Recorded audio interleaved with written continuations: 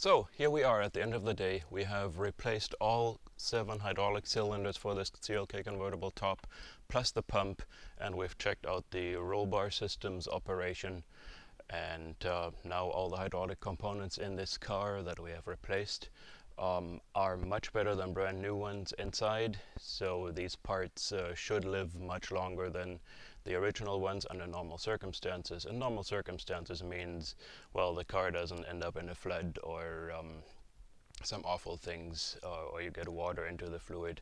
But we've also refreshed the fluid or replaced the fluid, and the hydraulic components on this car, once again, should be good for another 30 to 50 years.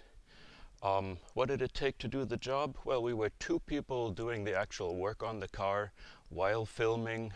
We had to first figure out how does this get taken out and that. We had never done it before. And then do a video of it, reshoot a lot of scenes, and think things over how best to present it. And still everything got done by 2 people in 1 day. So if you're mechanic looking for encouragement, hopefully this gives you all the details you need. And as a good do-it-yourselfer, don't be afraid, it is not difficult. The only slightly tricky part was lifting the convertible top frame up and putting a 2x4 support under it. That is actually fairly easily done by 2 able-bodied people if you familiarize yourself with the system there. So you're not afraid to break anything and just lift the top up and support it.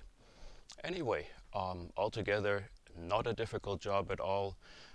Very rewarding to do this all yourself, and it's an awesome feeling whenever you push or pull the button on the top to know it will do what you want it to do, and it will do so for a long time. So once again, hope you enjoyed it and it was helpful.